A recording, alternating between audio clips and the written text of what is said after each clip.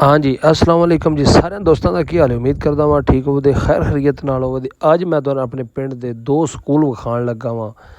एक स्कूल है मुंडियां वाला ते एक स्कूल है कुड़ियां वाला। ठीक है, सामने जिहड़ा स्कूल है ये मुंडियां वाला जे। इस तो अगे जिहड़ा वाहवा रंग रोगन होया जे, जिंदे उत्ते गौरमेंट गर्ल्स एलीमेंट स्कूल चक्स ज्यादा लिखिया जिहा रंग चिट्टा रत्ता होया है। ये कुड़ियां दा स्कूल है। ठीक है, मेरे हिसाब नाल तुहानूं मुंडियां दा स्कूल वाजिया नज़र नहीं आया। मैं दोबारा विखाण दी जिहड़ी है ना वो कोशिश करदा वां कि तुसीं दोबारा वेख लवो। वेंदे हो बोर्ड लगा है गौरमेंट बॉय प्राइमरी स्कूल चक्स ज्यादा, उत्ते कोड करड़ा जो कुछ है सारा लिखिया है। इनका मेन गेट है।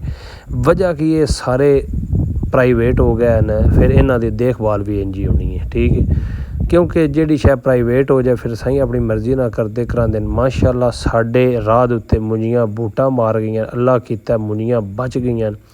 ठीक है, कुछ बंदे जिहड़े ना दोबारा भी लानियां न क्योंकि मुंजियां ख़राब हो गई सन। मुंजी बिल्कुल अज 2-3 दिन हो गए ये दोबारा लगी है। पहले लगी को नहीं सी, पहली बार ही लगी है। ठीक है, थल्ले वाली भी इंज सी क्योंकि इहदे सारा पानी पानी सी। इस मुंजी दोबारा लगना जी, ये असलों ख़त्म हो गई, लगी ही सी। उस तो बाद जिन्हें साढ़े चैनल सबसक्राइब नहीं किया, फॉलो नहीं किया यार, जल्दी जल्दी कर लिया करो। असां एक नवी चीज़ रखी है, तुहानूं विखाण लगे। पता नहीं होर भी बेलियां साथियां रखी हुई दी। टीचर ये असां 2 रखियां, ये बड़ी कमाल चीज़ ने। उस तो बाद असी बेले पहुँचे। पट्ठे वड्डे पैन ते लद्दे पे क्योंकि पट्ठे वढ़ के ट्राली दे उत्ते बतेरे लिजाने तां दिहाड़ी लगदी है। रज पट्ठे होण ना तां ही काम चलदा है। जट्टां दा काम है सिर्फ और सिर्फ माल डंगर ते वाही नाल। जट अगर वाही भी नहीं माल डंगर भी नहीं तो फिर वो जट कोई नहीं। ठीक है, वो मुड़ कोई आप ही समझ लवो वो कौन है। असी फट्टे ट्राली दे उत्ते पट्ठे जेहड़े लद्दी जाने। दरिया दी असी मणी दे उत्ते बिल्कुल।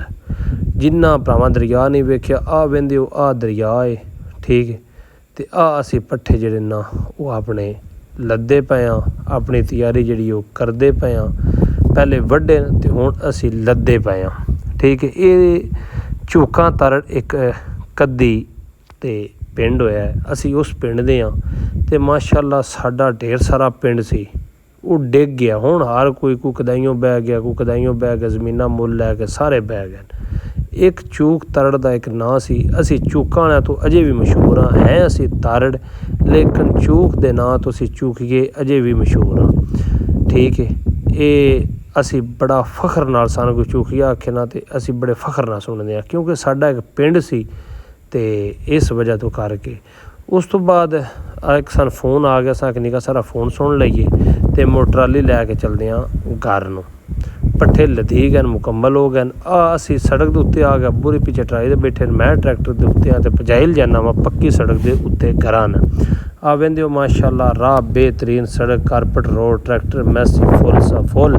मंडी जाने खोती एक राह उत्ते चुगदी पई आई। मैनू भी बड़ा शौक चढ़िया खोती वेख के।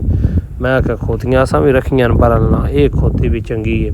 अगों यार एक राह इन्हां नवां काम वेखण नूं मिलिया। डंपरां वाले रात नूं सौंदे हैन कोई ना, सारी रात सफ़र करदे ने। ये सरगी एक पिया दूजे ने रक्शे न, वो 5-6 बंदे मैच वेख के लगे होंदे। वो सारे जख्मी हो गए। ड्राइवर ना ये चाहिए कि अपनी नींदर पूरी करनी क्योंकि जान बड़ी प्यारी है। अपनी जिंदगी भी ते अगलियां दी भी। अस्सलाम वालेकुम।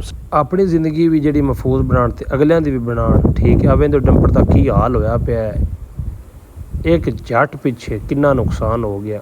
ड्राइवर सुत्ता है ते अगों